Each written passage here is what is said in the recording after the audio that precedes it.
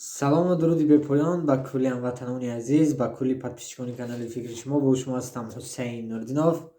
Дӯстони азиз, имрӯз 26 декабр соатҳои 18:00 дар шаҳри Самара бародари азизи мо Фазлиддин Обидов бой доранд.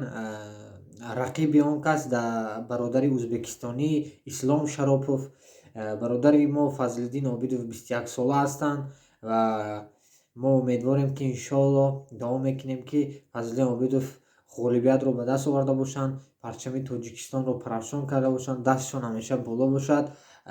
мо тасмим гирифтем ки ҳамихи барномаҳои кӯтоҳ карда бошем барои дастгирии варзишгарони худамон, ки ҳамеша дастшон варзишгарои мо боло бошад ва каме ҳам бошад мотиватсия ва дастгирии якдигар буданро мо аз мақсад дар ҷои аввал мемонем ки ҳамин каме ҳам бошад ҳамватанони худамонро дастгирӣ карда бошем ва дар фикри якдигар бошем, ҳамеша дастгири якдигар бошем. Канали Фикри Шумо, дар фикри шумо ҳастем, шумо низ дар фикри мо бошед. дуоро дар ҳаққи ватан модар, дар ҳаққи мо фаромӯш накунед. Фазлиддин Обидов ба пеш, Тоҷикистон ба пеш. ҳамватанони азиз обод бошед.